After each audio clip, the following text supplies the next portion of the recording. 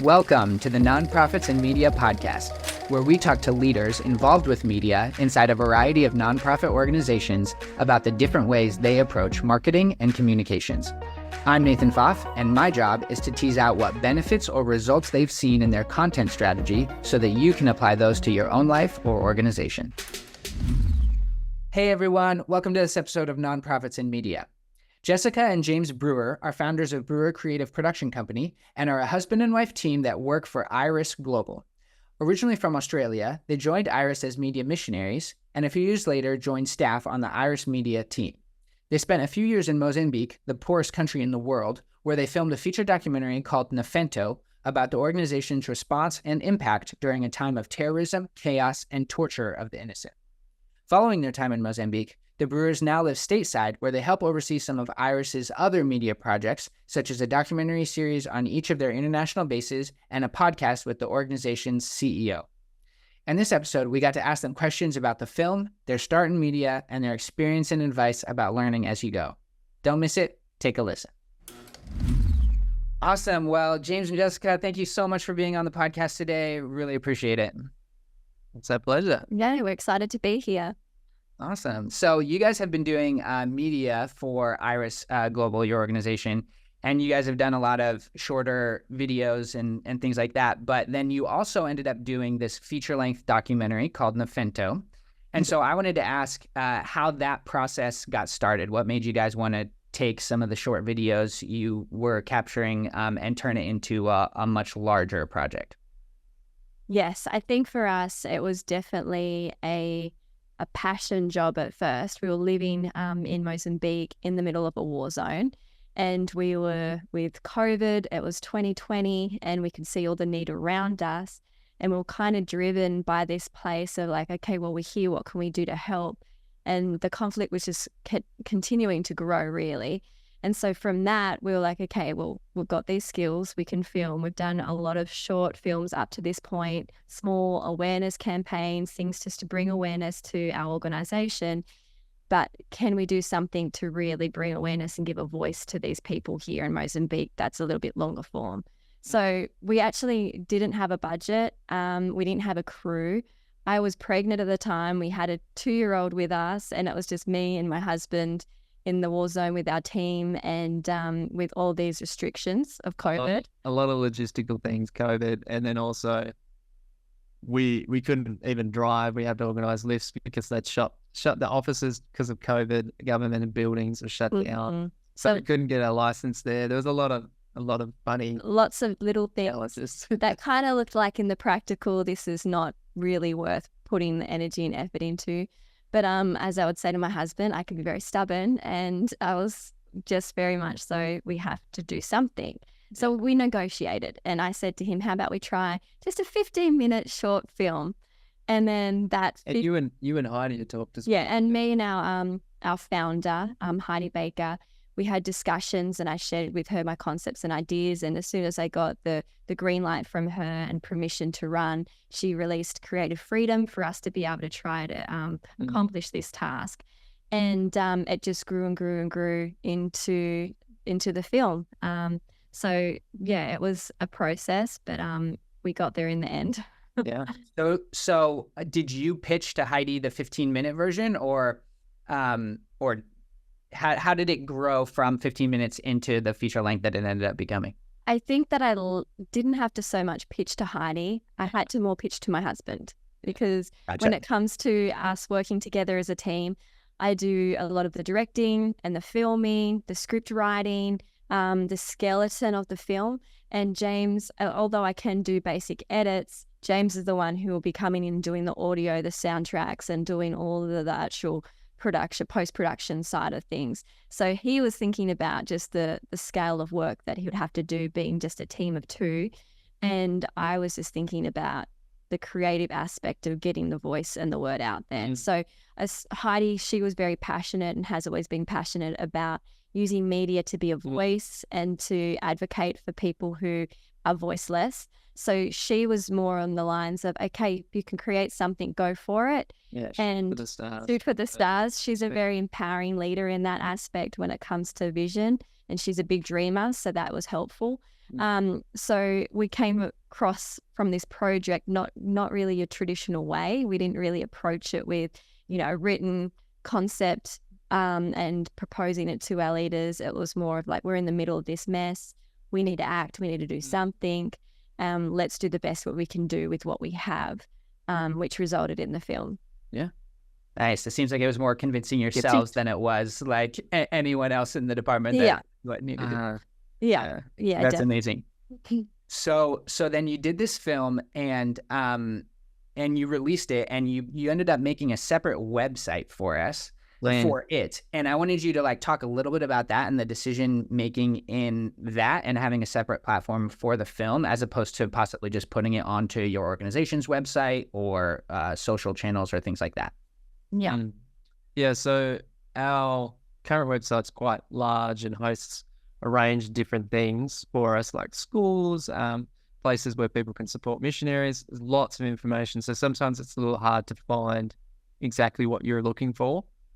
We also wanted to get that name out there. That's quite unique and different. It's means love in the language of Northern Mozambique there. So we wanted a standalone domain. So, and my background is in web design too. So I knew like the value of doing that. Nice.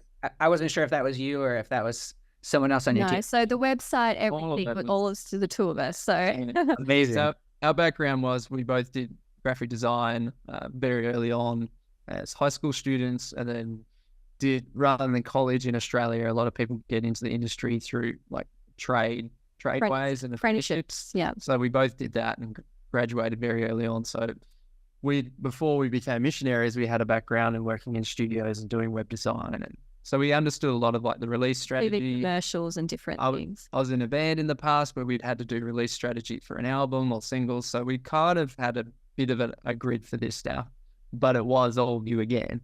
But we knew like a standalone website was great. And we ended up just using Squarespace because it's affordable. A lot of it's drag and drop. If there was stuff that I'm bogged down with the edit, like someone else in our team could help us have a look over the content as well. So that was really helpful. We wanted it to be like a one pager that you could view on your mobile too. So if we were telling someone about it, they could pull it up, watch the trailer quickly before the film was even done. And then once we'd spoken to a bunch of churches, and we used it as like a grassroots platform too. That's why we decided to make it its own standalone website. But at the same time, we did release it onto the YouTube for our organisation, and you can find it on the website of our organisation as well. So it is available in those other organic, more traditional methods, but we just also wanted to have something which people could just, Nifento, Google it, and they can find. And we used the website. We used Google Forms for churches and people that were already connected with Iris, and some that weren't as connected could sign up and host a screening for the film. So that was also amazing, having a fairly basic, most people that are, tech savvy can learn Squarespace and get able to do a lot of this stuff. So it was really, really amazing. And another thing that helped us think about this kind of stuff and even help with kind of like, where do we even start with the film, was we did a documentary, like filmmaking course, while we were back in Australia after we left Mozambique. After we filmed it and already did everything, we thought, we did this. Maybe we should try to figure out what we're doing. Further training and what we just embarked on. Yeah. But it was just a very short online few steps, but it gave us enough grid to be able to then develop something. Yeah, and the course is called The Art of Documentary, and it's by a guy called Mark Bone. We'd watched a lot of his shorter videos on YouTube, and they were very more focused on story. I mean, so much on YouTube and around our world is focused on gear. And that was one thing that we didn't have lots of. We didn't have the luxury. We had an old Sony A7S II that a lot of it was filmed on, and then a Canon 5D Mark IV. And minimal lenses. Mirrorless, so it's not stabilized. It's more the old school digital SLR. So it was all filmed on those two cameras. Did we have stabilizers? No. Not hardly anything was stabilized.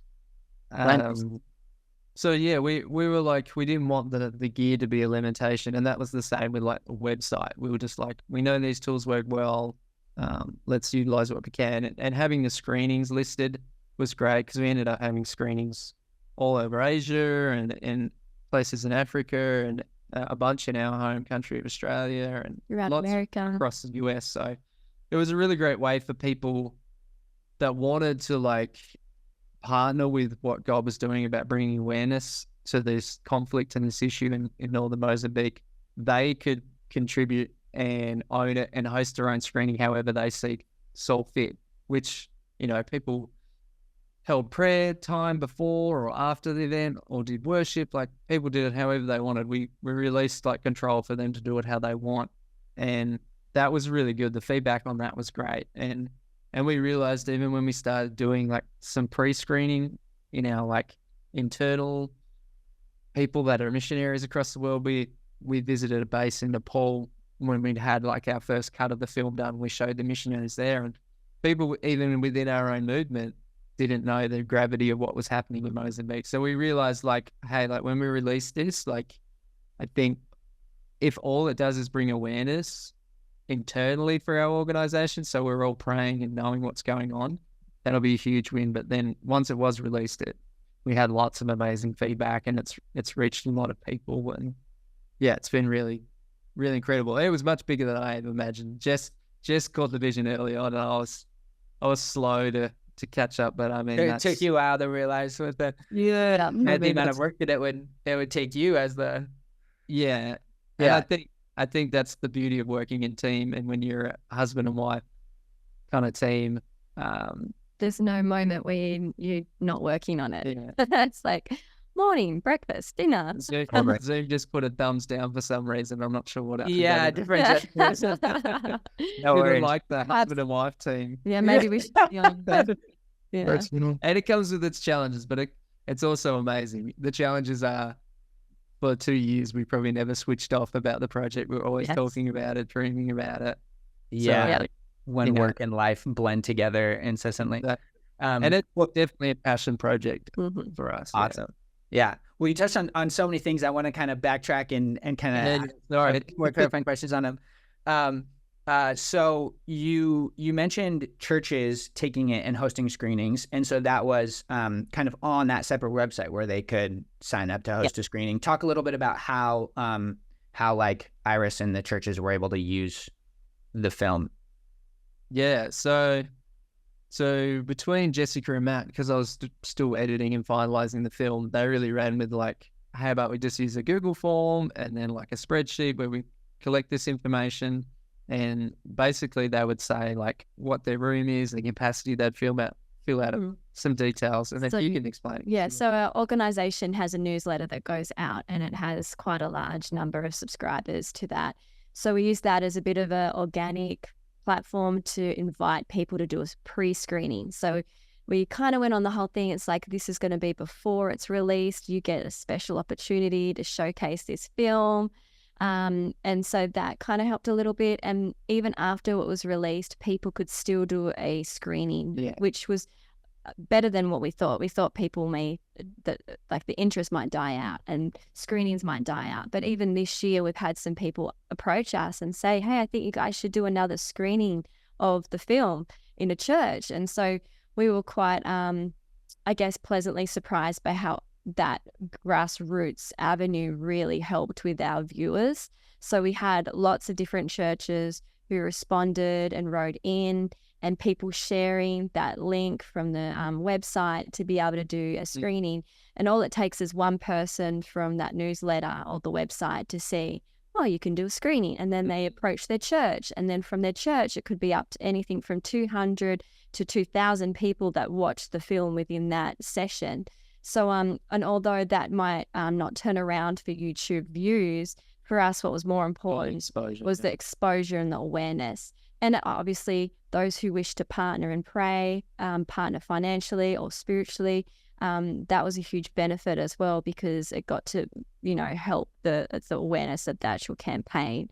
So that was something that we, saw huge fruit in approaching it from that way and inviting churches to be involved. Yeah, and letting them run it how they want to as well. Like sort of, our team was so small and we were still finishing like just the last final touches on the film, and including like some translation because we knew other countries would want to screen it and view it.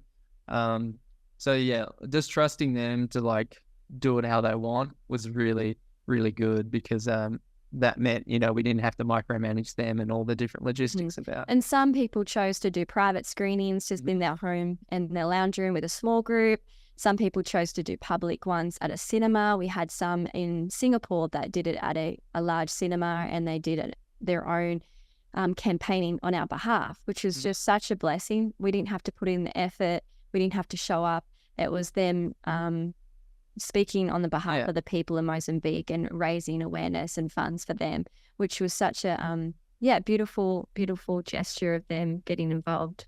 Yeah, and then once we had the confirmed screenings, we were able to list those screenings on the website, and some of them are still listed there. Yeah, so you see some of them we took down after the dates happened, so the ones coming up would be more relevant at the top of the list. But so if you go to nifento.com, you can see there's a screening and navigation. We created a package which is basically just a zip file, like an EPK, like where people could get all the information, posters and write-ups, and a downloadable link of the file in either 4K or 1080, and just all the things they would need to like host that. So we tried to make it as empowering as possible. And that worked really great. And some people had messages and emailed to us, but most people were able to just run with it and had frequently asked questions about how they can support or next steps to get involved. And so some of the viewings we were able to go to in person and just help campaign and like advocate for the circumstances in Mozambique. And it was great. But yeah. Nice. Yeah, I love that it seemed to be such a amazing grassroots movement that you guys had of a lot of people wanting to get involved and take initiative on their own.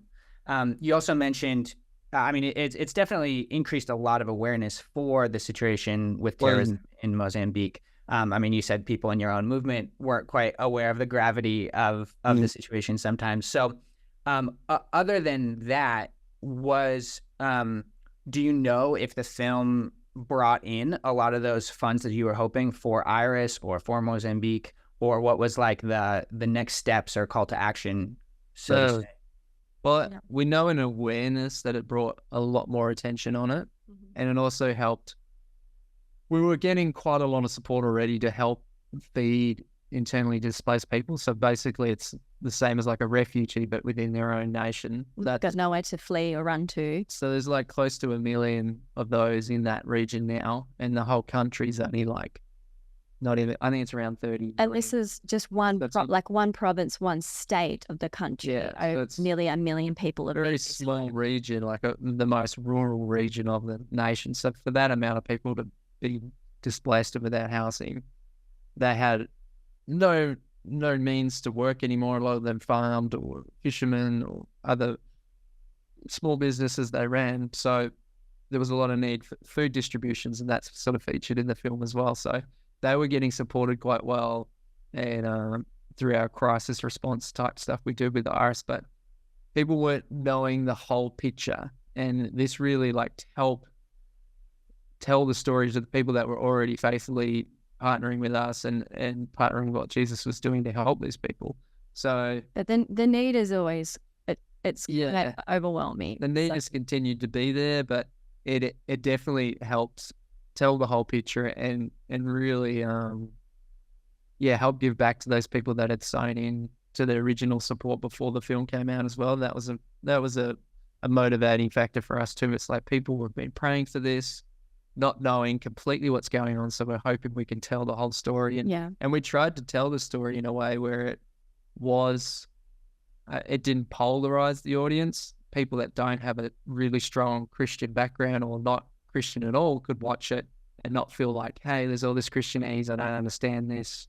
What's this talking about? We wanted it to be broader spectrum, and some of the screenings we did that we were able to go to personally, especially one that was hosted in our hometown of Australia, over half the audience would have been non-Christian, and the normal newspaper did a plug for the event, and lots of people, when we were missionaries, we'd come home for the summertime from Mozambique and shoot wedding photography. That's how we supported ourselves on the field, and all these people we shot their weddings rocked up to the screening those nights to sort of see what they'd sewn into, because we'd say, you know, by us being your wedding photographers, this helps us do this work with this NGO. And so it was really beautiful for it all to come like full circle. And it was quite emotional in our hometown, the screenings those nights, seeing all these people.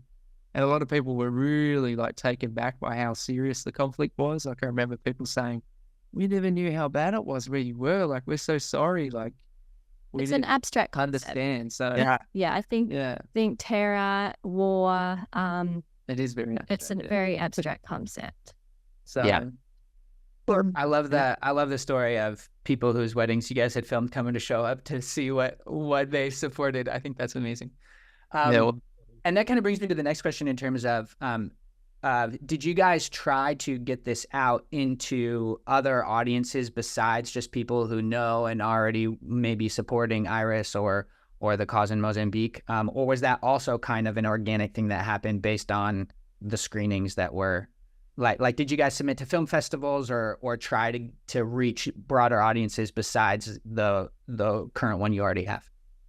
So I had a huge interest in submitting it to film festivals. However, we haven't done it, and it's something that's still I'm curious about. So maybe if you do a podcast about that, you can educate and inform us on how to do that. Definitely. But yeah, that's something that we would like to explore more as we're growing too in doing more longer length films. I think it's definitely the other organic avenue, how it unraveled, and just through relationships with people that we've had. And we also had some newspapers that had done some reports, and then we had some Christian different channels, wasn't it, like different TV like channels. We had some different articles that were released online too about Nifento. It gave it some awareness as well. But yeah, so it definitely was more of it just fell into place, and lack of our wisdom and experience perhaps in the release, because that's one thing we learned so much about the filmmaking. We had more skill sets when it came to the directing and the filming and the quality of the film. But then to release a film is a complete different ball game. So we learn in that process about the strategic planning, and something that would still like to grow more for a film like that, which had a bit more of an independence base, not just like on our organization's platform. So and then a Christian distributor reached out to us as well, like probably about 5 months, 6 months after the film was released, and wanted to do some distribution with us too, like to make some physical copies of the film. So like a different demographic, like an older audience that still, you know, consumes media like that. So we did an agreement with them, because we thought, you know, any way that this film can get out more, like, let's just do it. So that's made it available in places like Walmart and Amazon and and we did translate the film into many different languages. So I think it's in Portuguese, it's in Spanish, it's in French, I think it's in Chinese, it's obviously in English. So we tried to make it available and get it translated so it could be viewable. And the screening, like the host of screenings things, really helped with that, because it identified which like regions and languages needed. Yeah, so we had places in like Tokyo and Brazil. So we got Japanese too. So Japanese as well. So yeah, we had lots of different locations. Yeah. Nice. Yeah. Oftentimes, you know, making something and getting eyes on that thing are two totally different experiences and involve different skills. So I love that you guys kind of were willing to learn and figure it out as you went along. Yeah. But this is going to be such a small nitpicky thing. When you guys announced it and you released the trailer, I got the email blast about it. And the thing that I really noticed that got my attention was actually the GIF of the different images with the name of the film in front of it. And so it was the name of the film and then the GIF of different images behind it. And that to me was like such a small touch, but really showed kind of like the quality and the intent and the like attention to detail that had been put behind this and the release, that I was like, wow, these people know what they're doing, or like are trying to like actually Got you. best they can. So whose idea was that, and how did that? Yeah, you looked at the Just old personal- school gift. Yes. That's pretty Yeah. funny. We're pretending to know what we're doing, that's for sure. Yeah, loved it. James had that concept with the GIF. Yeah. So it was just to like have something that non-static in an email newsletter. You know, they can sometimes be very text heavy. So just wanted to do something that made it just pop a little bit more. Maybe we need to do that more then. Yeah. I definitely. We've followed that suit. We've been doing a docu-series highlighting different locations we have around the world, and each time we release a new episode of that series, we've continued with the GIF format because I think it's great because it definitely elevates it and shows people like this is intentional, high quality media. You know. Yeah. So I love that. So after doing this film and this longer project, would you recommend to other organizations to do longer form documentaries, or what's your take or advice there? My advice would be to explore what your needs are within your organization, and if it's going to serve both those needs and your organization's vision and goal and purpose, then it's definitely something to invest into. For us too, like I'm kind of like, I don't know if it's because I was a missionary for like 7 or 8 years, and I've always having like, you know, the whole MacGyver, like, you know, you've got a few tools, what can you create with what you have, and really trying to create a great project, what looks like 100,000, but really, I don't know, how much do you think we spent on Nifento? With licensing, like for music and then translation, I think it got to like $6,000 all up. $6,000. So, which is a very under budget kind of film. Yeah, like for a feature film, that's not that much like, at all. You know, we're like, this is me and him. So we Not much for a car. It's not much for a vehicle.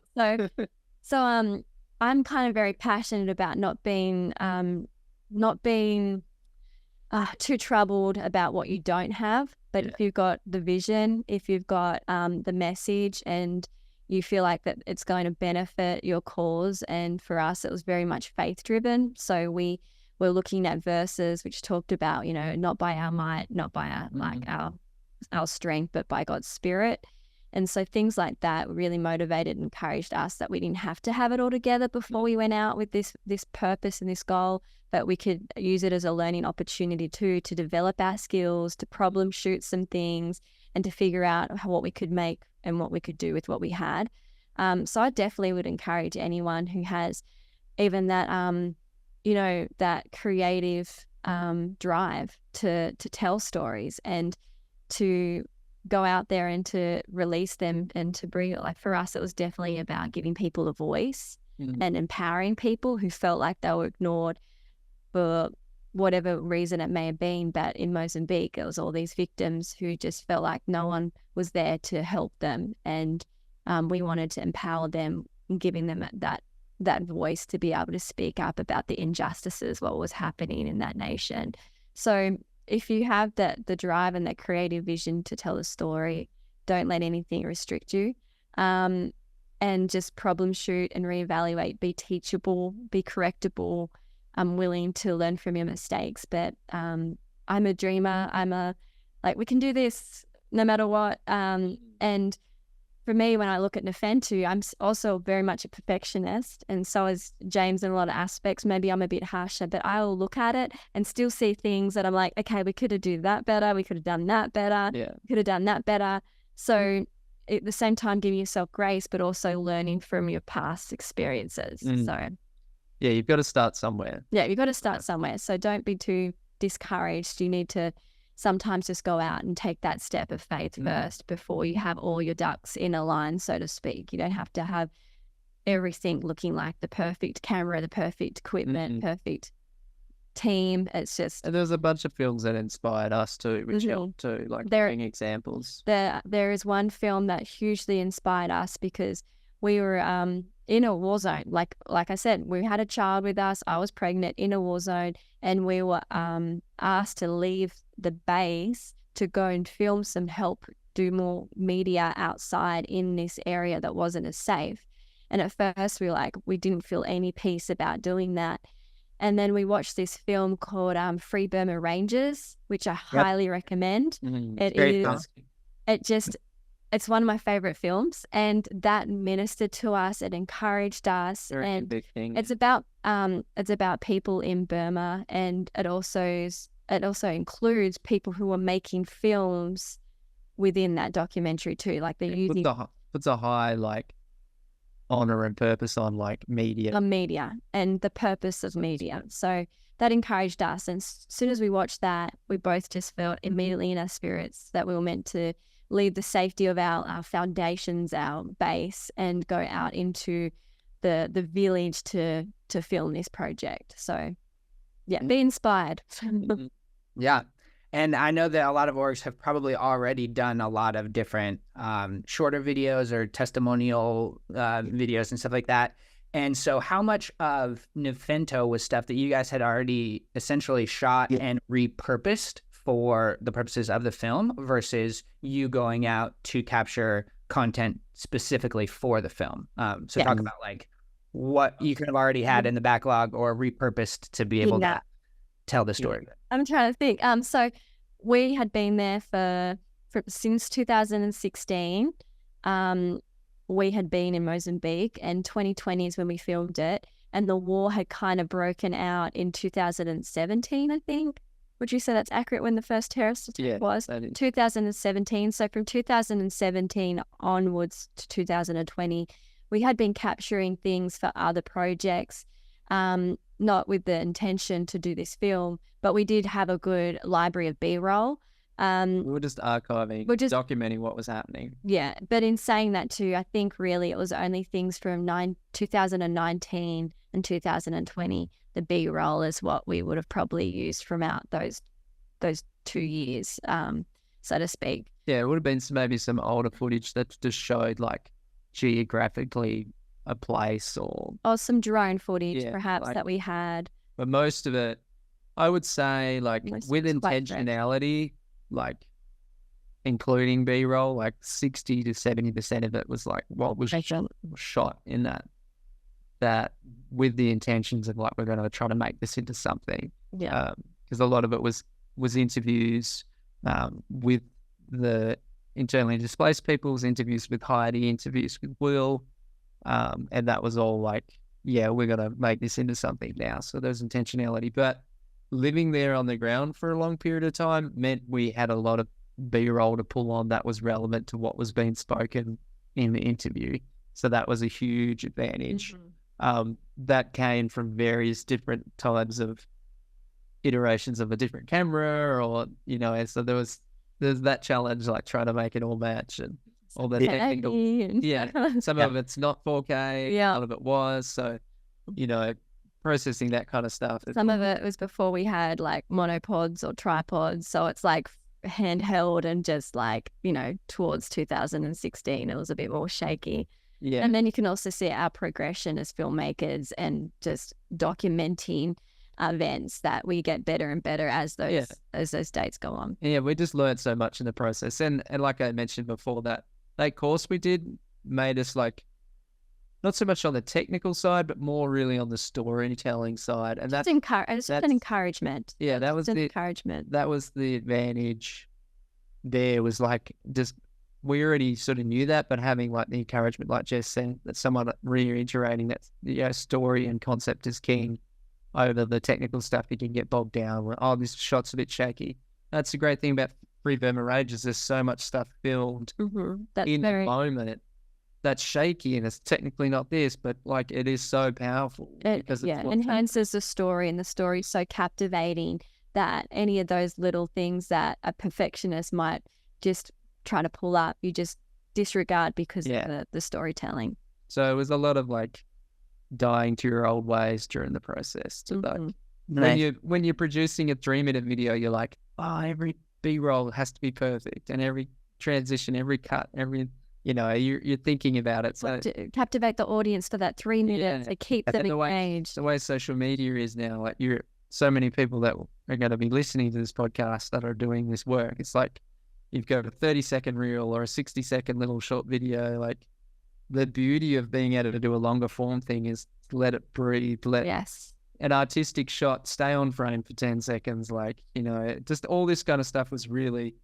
liberating. Yeah, so nice to be able to do that kind of stuff and let it breathe. And it's like the difference between an article in a newspaper or a magazine compared to a novel. Like, it is starkly different the way that you approach things and let the stories be told. So it's very cool. Totally. Yeah.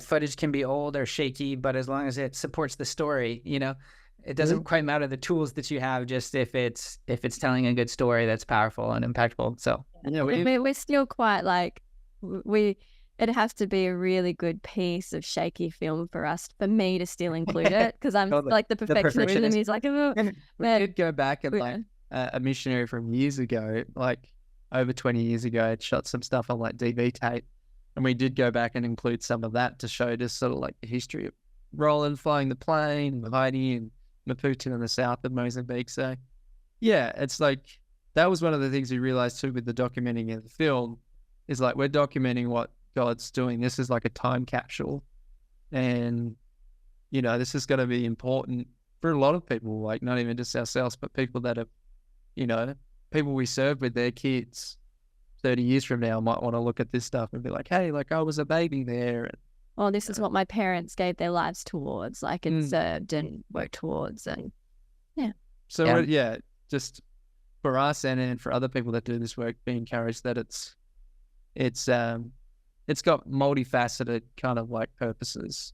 Yeah, definitely. Well, hey, I kind of want to pivot from this specific film to a broader media talk, because you guys are a core members of your media team for your organization. So I know that the org also does or has done historically some podcasts, especially on YouTube, but also on other channels. And so I wanted you guys to talk a little bit about that, as specifically the Room podcast that you have with the CEO of the organization. So maybe like a little bit about that, how that came about, what benefits or results you've seen from that as well. Yeah. So did you want to talk? Sorry. I think when we were on the ground serving these needs as missionaries and filmmakers, we would call ourselves like media missionaries. We had two guys that were in, at the time it was in California where our headquarters were, who were also doing media, and they birthed Green Room with our CEO. And so that's where it had originally came from. It was kind of like a new podcast off an older one we had done, which was the one Nathan and Sarah. After Hours. After Hours. After Hours. Yep. Yeah. So it was kind of like a rebirth of that. And more and more that Green Room has just escalated and grown. But James can give you more information about it, where it's at. Yeah, well, we saw like historically the massive value like After Hours had, especially in its like conception, like Heidi and Roland being able to share more of their background and their story, and people just to get to see a different side of their personality. Because when someone's preaching, it's like, they're sharing very differently than they would be like conversational. So, and even when they were like pioneering that podcast, there was less of that kind of Christian content around. So, when the guys wanted to do the Green Room, Will's like intention was like, I'm having all these great conversations when I travel around, whether it's mission spaces or conferences that I'm speaking at, having these great conversations with people in passing or in green rooms. And that's kind of where the title came from, was like these discussions around life and theology. And he just wanted to recreate those conversations in front of a camera. So that was its origin and conception, but it's birthed to there where we're like, hey, like this thing's got momentum. How can we highlight more what Iris is doing and show people our amazing people we have all around the world doing missions and serving? How can we tell their stories in this conversation format too? And so, it's growing and it's really exciting, and it's one of our like strongest forward facing things we have now. So we're just trying to steward that and really highlight, like, our movement is so much about the amazing people we have serving Jesus. And so we just want to highlight them, because a lot of the time they're definitely people that aren't going to self-promote. No. They're definitely not people going to be like, hey, I've got this testimony to share. As much as they want to testify about Jesus, they don't want to make it about them. So we have approximately, it would be 70 bases or locations all around the world. So from those locations, a lot of these people are invisible. They just do it without any recognition, and they love what they do, but they're very, they're very humble people. So we wanted to testify about what God is doing. We're like pushing people into the chairs. Yeah, we're just like, this is actually encouraging the body of Christ needs to hear these miracles. They need to hear what it looks like to be the hands and feet of Jesus and actually shine in darkness and to be the light. And there's nothing more encouraging than hearing the stories firsthand from people who have lived it. And you can hear a sermon from someone who's teaching on something and it's a theory on how to live, but that's different to someone who has lived it and that's something that they're embodied and actually gone through and endured and actually come through and can speak through about it from experience. So and the other side of it is like people that Will's ran with for years and their ministry friends. So he likes to just get them on and share their hearts and stuff because there's so much crossover. Yeah, influential leaders in the Christian world. So it's been really great. But it's a very organic.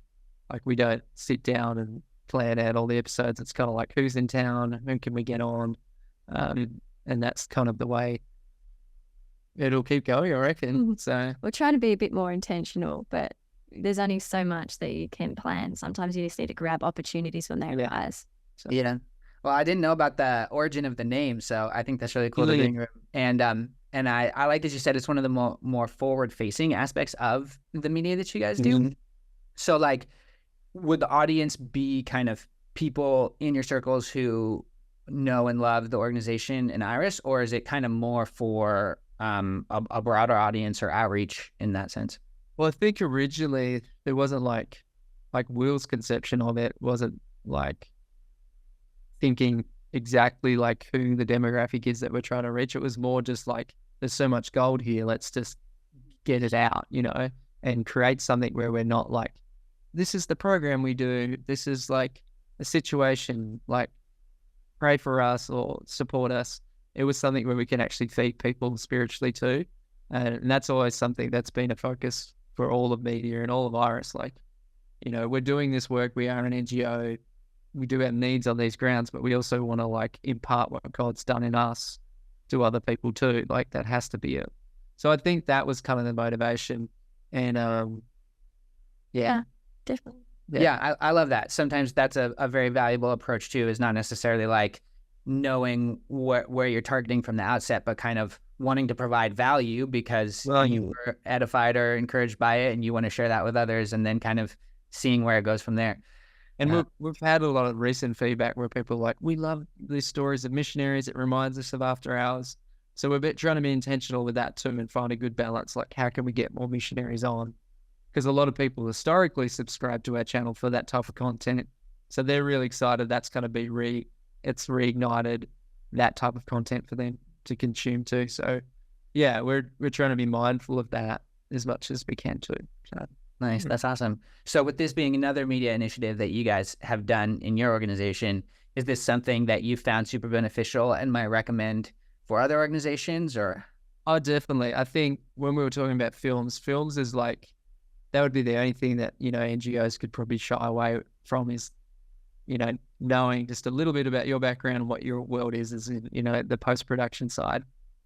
Is that it can blow out, the time that's spent on projects or that kind of stuff. And people want to see results. They want to see projects finished. Quick turnarounds. And that's the beauty of a podcast. They are something, whether you use a live editor, live switcher, or, the advancements of text-based editing in DaVinci and Premiere. We use a lot of that text-based editing now because you see it broken down into paragraphs, so you can edit things a lot quicker. So I definitely think it's something more achievable, way more achievable. Especially if it feels a bit intimidating to do a full-length film. Yeah. If you want to start somewhere, a podcast is something that I feel like even if you're learning in film, a bit more amateur or whatsoever, it's achievable. It's safer. Yeah, for sure. To grow and to I develop definitely those skills. encourage people, and it's like it's not just the episode; it's like little bits sound bites you can grab to post as reels or YouTube Shorts or little bits of the episode on Facebook. Like it has multiple, and that's what we've been doing with it as well. So yeah, amazing. I know that Iris is a little bit unique in that the founders are big figureheads and very well known. Do you feel that most people who come across Iris as an organization have heard about it because of Heidi or by word of mouth, or would you say that it's largely because of the media you guys put out there, or like how would you say people find your organization?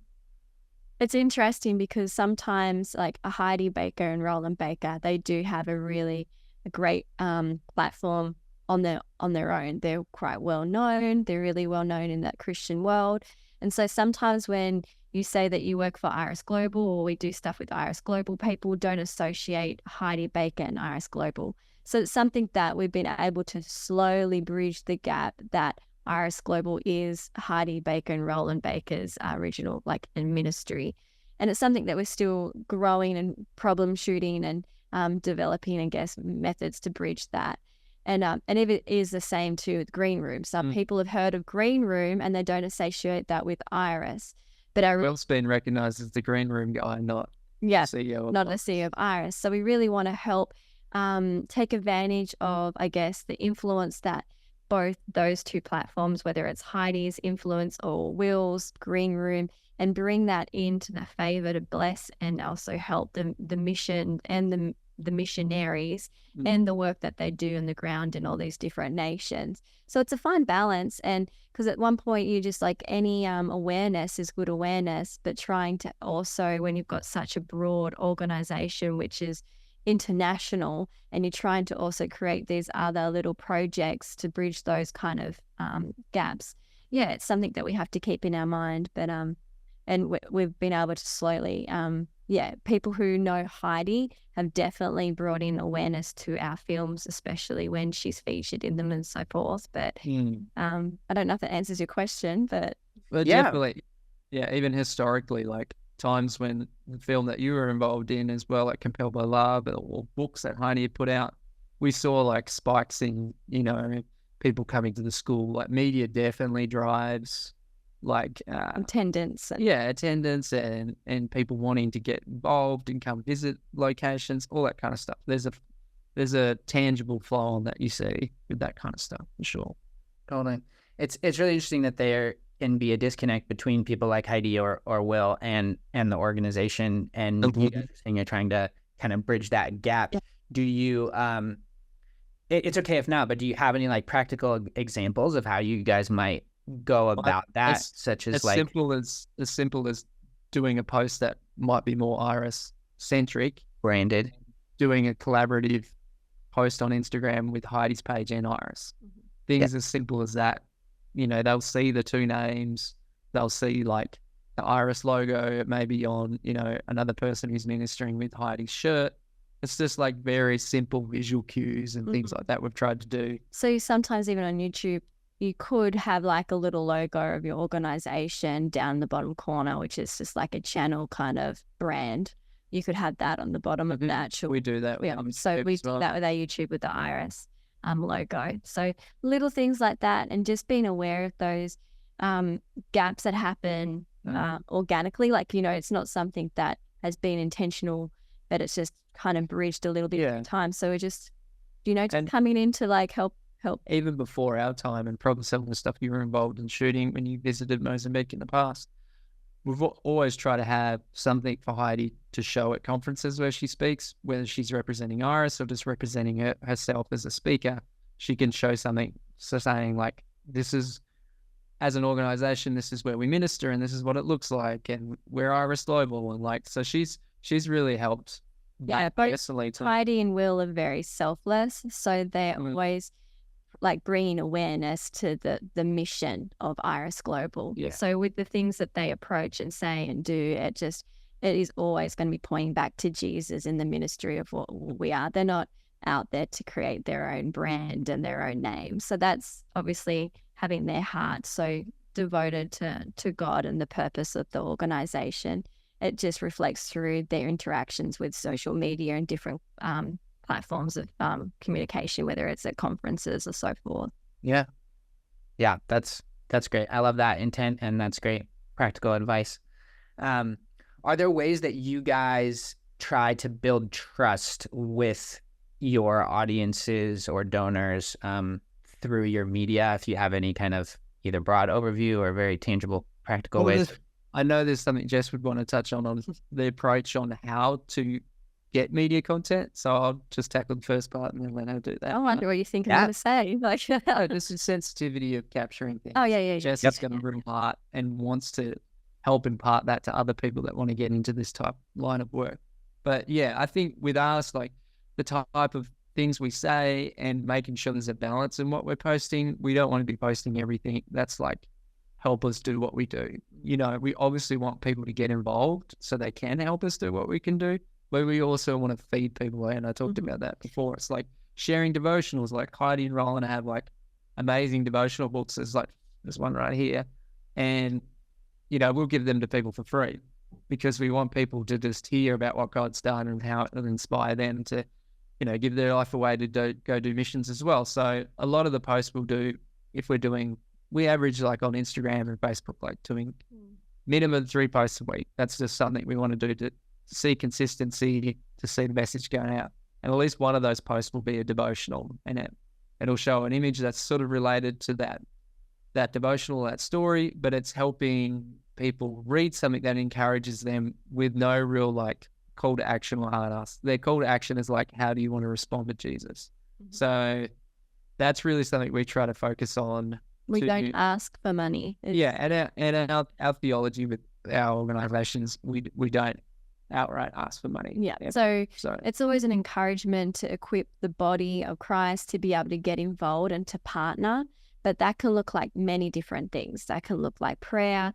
That can look like support financially. It can also look like coming and visiting a base. That could look like attending one of our schools. So our motivation isn't and has never been, we want your money, we want your money. So we kind of have a really beautiful principles and theologies through our Iris family that, you know, God, he supplies our needs, that we can trust in him. So we can make aware what's happening and we can ask for prayer, but we're not going to ever approach someone and say, hey, we need this money, this. That makes sense. So it's a balance. It's no yoke or judgment we put on anyone else. No, not at all. It's a personal conviction from the ministry of our founders. And that's just the way we approach things. Yeah. And God's been faithful to that. Like he's provided, and he never hasn't in the history of their ministry, well before we were even involved with it. So it is amazing to see how God moves through that. But another thing, like I think you kind of touch on, is like how we're capturing the footage. Yeah. Like how we approach that. So like I've said, was it 8 years? 8 years we volunteered for Iris Global. So for us to want to give our lives into that kind of aspect, we definitely want to be like what we're giving ourselves to. We want to believe in it. So we know that without a doubt, we've seen on the ground, we know where the food is going, we know where the money is going. We've been able to actually be the hands and feet of the organization to see where those resources are meeting. And that's helped us a lot to have that faith in what we're doing and putting the extra effort and the extra yard, because integrity wise, it's just like, yep, I believe in this cause. I know that we're actually saying what we and preaching, you know, doing what we preach, so to speak. So that really, really helps when you personally have those, I guess, convictions and those things met inside yourself. And then it gives you that confidence then with how you approach media to be able to be, you know, I'm being transparent because I know this inside out and I've seen how it's ran and it's functioned. And so I know the heart and the core of everything that we do is truthful and honest and pure and heart. And for me, when it comes to filming, like I've written a whole like a curriculum thing to teach, because one day I'd love to really train and release other media missionaries, but approach it not from the way that we may secularly always approach media. I would love to be able to do something where we're meeting the needs of media, but we're being very low and slow, so to speak, and not being paparazzi on the ground and not exploiting someone for a story. And sometimes, like, what we would say is when you go into a base, like, don't even pick up a camera. Like, when you go into a location, don't even pick up a camera for the first few days, or like very if you have to film the minimal for the first few days and just build relationship and just build trust and actually listen to the story of the people and get to connect with their hearts. Because if you want to portray something to the world, you really first need to connect one-on-one with the person in front of you. And if you're just trying to exploit people get so like, if I wonder how it would feel for me to be in front of a camera telling someone, a stranger, all about my horrible circumstances and how uncomfortable I would be. So it's good for us to have empathy and reflect. If I was in their circumstance, how would I feel? Would I really want, like, what is appropriate to film? What isn't appropriate to film? There was so much in Nifento that we could have filmed. Some stories that would have got the clickbait, some stories that would have got the real, I guess, wow factor, so to speak, when it came to like tragedy and just horrendous things that the ISIS had done that would really shock people and could get clickbait and views. And we chose not to include them because we didn't want to give that much attention to the enemy. We didn't want to get that much attention to the darkness. We want to be honest, and it was a struggle of knowing how much to actually include what was happening, but then also not to have such a message of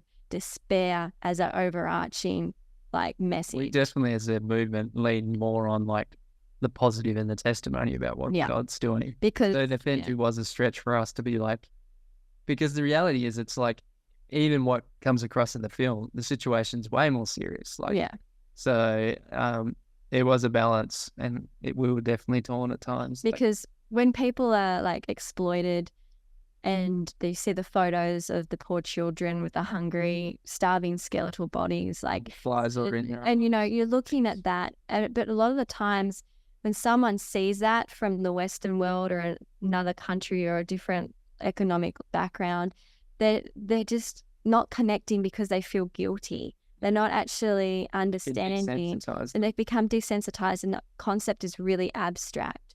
So, so that's something that we try to keep in our mind. It's a different, huge topic within itself. But what you mentioned about, like, you know, having trust from people, you know, engaging with the content we're doing, we try to, like Jess was saying, build trust with the people that are being in the pictures and video, you know, and hopefully that translates back to that there's not this, like, exploitation or in any way or any, you know, feeling of like, oh, that person's just being shown because it's going to get a reaction, like Jess was saying. So, I think that's our motivation. If it all starts there, it's a lot easier to continue to build trust with people that support us and, you know, run with us. I love that. Like, when you start at the root, then hopefully the end result will kind of reflect those early intentions from the onset. Iris, in my opinion, has often done a great job of reaching younger audiences. I see a lot of young adults who are very interested and passionate about the work that Iris is doing. Was this something that you guys kind of like set across to do early on, or like talk about how you tend to reach younger generations? And was that like an intentional thing on your part, or did it just kind of happen? I think a lot of these things are the grace of God. I actually feel really complimented that you say that, because we've been reflecting and thinking that perhaps we need to be targeting more to the younger audience, and have we Gen Z is the areas that we need to try to make the media more relevant to that audience. And so I'm so happy that you feel that way. But just based on who is your organization. There's schools in the past, definitely. I don't know, you can try to answer. No, I think like when we look at demographics that are growing across like our social media and all that kind of stuff, to put it back to like statistics, but it's a way to gauge, well, who is engaging with us. Our strongest like age demographic across YouTube and Instagram is the 24 to like 35 age bracket, which I used to think maybe it would be either younger or much older because of just like the demographic that Heidi and Roland are and the people that follow them.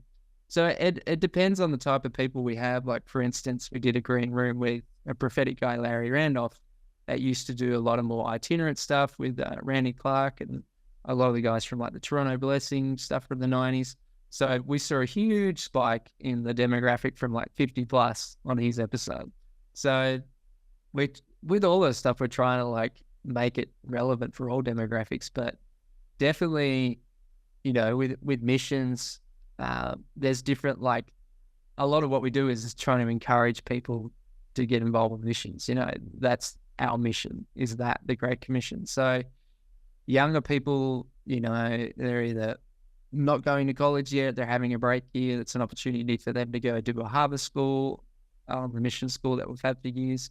So that's been like an opportunity for them. But then also we've been realizing, and even ourselves, like doing missions is like a lot of base leaders that we have, like location leaders, and people that have like been more long-term on the field, have been people that were in that demographic. That's our strongest online too.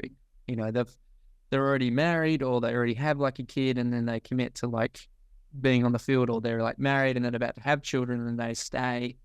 So getting people into schools historically has been a lot of young people, but people that have had longevity in the mission field has actually been people that were, in their 20s to 30s, and then were able to stay. And without discrediting, there's been people that have been retired that have finished up, their full-time work and have continued doing part-time and then come and serve on the ministry. There's been some people that have done that too. That's been really amazing. So we try to like keep it as open, but obviously identifying areas that sort of translates into people wanting to do the work. So and that's really what we're trying. And that's not your generic business strategy. No. The business strategy would be find your targeted audience, focus on that, and just really hone in on that. But for instance, we don't have a business strategy. We have a Jesus strategy. So for us, it's like all the world, all the age groups, everyone is... everyone brings something different. Yeah, and also everybody we want to encourage, everyone we want to empower, everyone we want them to know the love of Jesus and who they are in And Him. you see that with the missions work we used to do when we lived in Mozambique. It's like an older couple can be like the father figures for the missionaries that have left their home countries and now they've got no family around them. And then they also can be father figures to the children that might be living in a children's center, or the children that are in the community coming to church. Like, every demographic has something to bring that the other one can't. Mm-hmm. And that's the same with like the youth. Like, they can bring a fire and a zeal and a passion that, some of us other guys that, don't have because our bodies don't work as well as they used to. Just things like that. Like, it's so I don't know. I don't think we really try to hone in on a specific demographic, but we've identified those ones and definitely try to provide something for all different ones where we can. Yeah. I love that Jesus strategy and emphasizing that as the foundation. Cool. Well, what's next for you guys? Do you have any new films, new initiatives, anything coming down the pipe that people can be excited about? Well, since Nifento, we filmed some of them before Nifento and then some of them afterwards. It's this sort of documentary series. We used to go and visit bases, and I know you were involved with some trips to Mozambique with Nathan and Sarah, and it was kind of like, we need to capture what's going on, so we create a few like small update videos that you were involved with as well. But we thought, like, we trialed out this thing when we went to Brazil, wasn't it?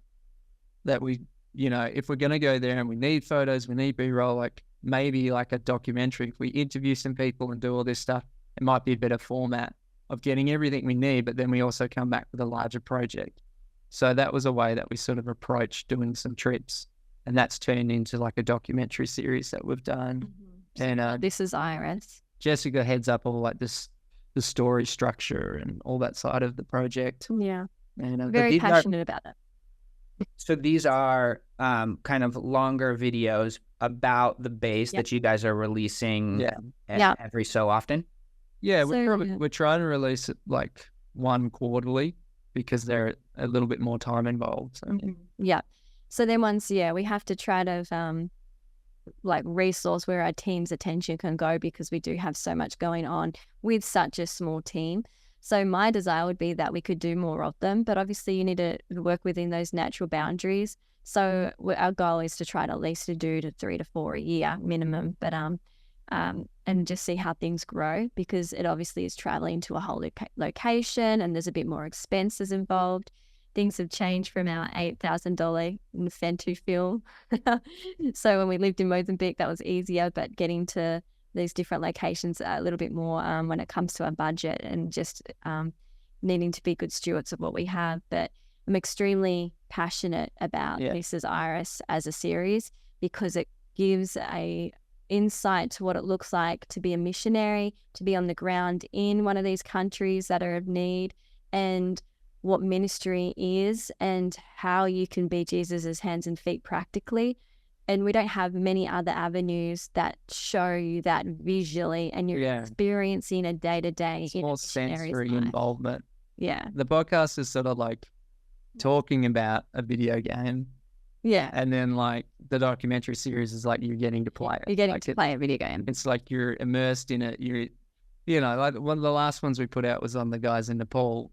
And like it starts with the guy driving around the streets of Nepal and he's like old truck and him just talking about how he sees Jesus sees this place. And he's got cows on the road in the background. Yeah. It's just like you can see that it takes away that abstract concept that we were talking about, and it gives you that painted picture and experience of what missions look like, but also what it looks like to love in a broken and challenging lifestyle. And you get to like see what these people are like understand like their character and, you know, what value systems they uphold and the way that their day-to-day life looks. And, originally the first episodes were a little bit more, I guess, less story and more commercial. Like we were thinking, this would just be a great awareness video to promote the base. And then as we've kind of got each episode in, it's become more of like confident to share stories. And so as we develop this series, it will take a lot of developing as we grow and the series grows. We're going to be fine-tuning how we can do that better and well. And some of the challenges that we had was that we filmed a few episodes in Brazil, and then we filmed more since, which was at Alice Springs base, and then one in Australia, and then we filmed one in Nepal, the Kathmandu of our base there with base leaders Joel and Tammy. And for me, I'm like, this one here in Kathmandu, that's how I want to envision and replica our other ones. But then we still have to release the other ones we did in Brazil, which were our first kind of ones, what aren't as good quality, what aren't as good storytelling. And so it's kind of like, you know, as you're growing and growing things, they're releasing things. It's just a minor challenge, but, you know, something to get you thinking. And then another small series we're sort of rebooting. We started it being more like a little like small teaching series from missionaries called Field Journal, but we're like revamping that to be more testimony based because we sort of identify like as a movement, what's our point of difference is our missionaries' testimonies, like what they've seen God do.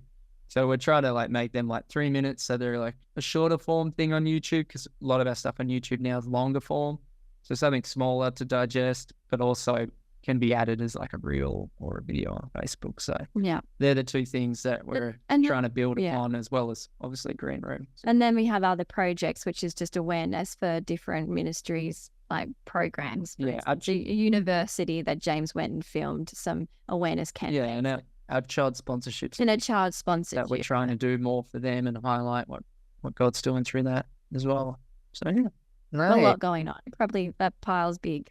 It sounds like it. That's amazing. And I love your guys' adaptability and flexibility to kind of like figure things out as you go along. You'll start something and then kind of like you said with this doc series, kind of like each episode gets better and you kind of hone and you learn and you figure out more of systems and routines as you go along. So I love just that mindset that you guys have and the approach.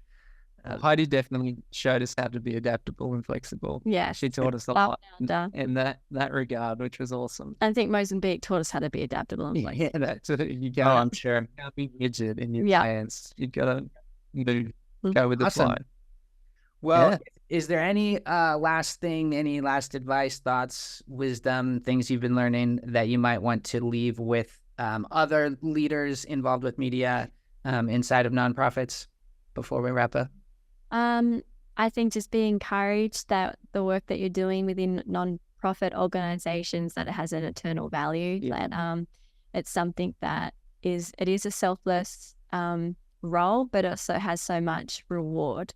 So just continue what you're doing. You're doing a great job, even on the good days and the bad days. Like, if you don't quit, you win. So yeah. And look back at like what you were doing a couple of years ago and just be encouraged. See the tangible growth, because it's always there. You can lose sight of how much you're like growing and getting better with creative work. So be encouraged by your own portfolio, because it definitely is there. Yeah. Amazing. Well, thank you guys so much, and I really appreciate your time. Oh, it's our pleasure. Thank you. See you guys. Hey everyone, thanks so much for listening. If you enjoyed this episode, please don't forget to subscribe to our channels for future content. It really helps us out. This podcast is brought to you by Travelite Studios. Travelite is a full-service film production company that specializes in documentary and promotional videos for your nonprofit. We are a multicultural team of award-winning creatives with a passion to help organizations grow their reach. We can be your media team or work alongside your media team to deliver captivating content that energizes your audience. Travelite takes the time to truly get to know you and your needs and includes extra tools to help make your videos be the most powerful they can be. Go to travelitestudios.com right now to plan a project and have your story and solutions presented to viewers in a beautifully compelling way. That's travelitestudios.com.